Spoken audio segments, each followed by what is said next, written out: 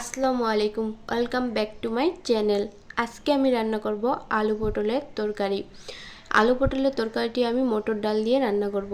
এইভাবে রান্না করলে একবার খেলে বারবার খেতে ইচ্ছে করবে। তাহলে চলুন দেখে নিই আলু পটলের তরকারিটি মটর ডাল দিয়ে আমি কিভাবে রান্না করব।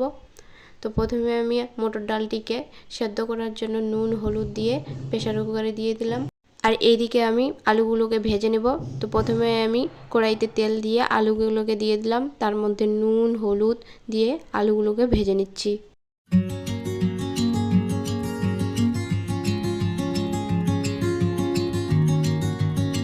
এগুলিকে ভালো করে নেড়েচেড়ে নেওয়ার পর দেখুন আলুগুলি কি সুন্দর ব্রাউন কালার হয়ে গেছে। এখন আমি এগুলোকে তুলে নেব। একই তেলের মধ্যে দিয়ে দিচ্ছি কেটে রাখা পটল। এখানে আমি 7 থেকে 8টা পটল নিয়েছি। দিয়ে দিচ্ছি লবণ ও হলুদ দিয়ে ভালো করে এগুলোকে ভেজে নেব।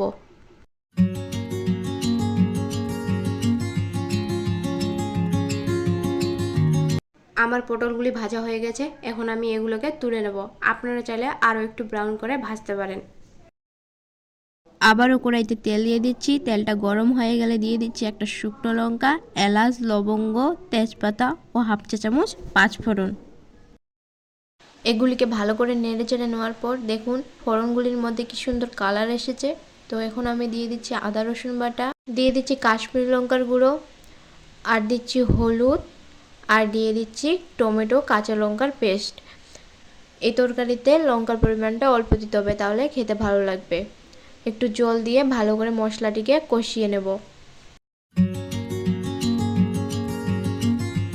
দেখুন মশলাটি আমার কষানো হয়ে গেছে, মশলার গা থেকে তেল ছেড়ে দিয়েছে। এখন আমি দিয়ে দিচ্ছি ভেজে রাখা পটল ও আলু। ভালো করে এগুলোকে নেড়ে চেড়ে একটু জল দিয়ে কষিয়ে নেব।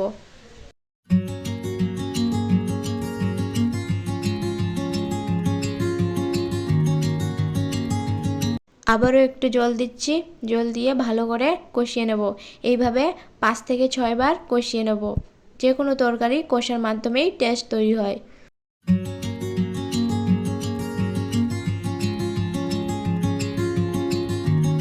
দেখুন আলু ও পটলগুলি কষানো হয়ে গেছে আর মোটামুটি সেদ্ধ হয়ে গেছে। এখন আমি দিয়ে দিচ্ছি সেদ্ধ করে রাখা মটর ডাল। এগুলিকে দিয়ে ভালো করে নেড়েচেড়ে ঢাকনা দিয়ে 10 থেকে 15 মিনিট এইভাবে সেদ্ধ করে রান্না করব। আর ডালটাকে তরকারির পরিমাণ অনুযায়ী দিতে হবে। বেশি ডাল দিলে খেতে ভালো লাগবে না, তরকারিটা খিচুড়ি হয়ে যাবে।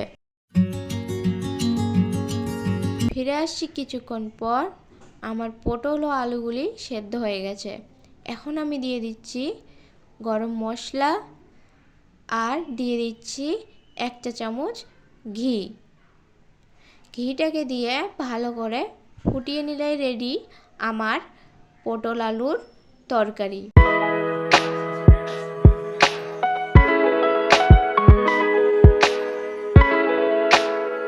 এইভাবে পটল আলুর তরকারি রান্না করে দেখবেন, খেতে তো ভালো লাগে, না খেলে বিশ্বাস করবেন না।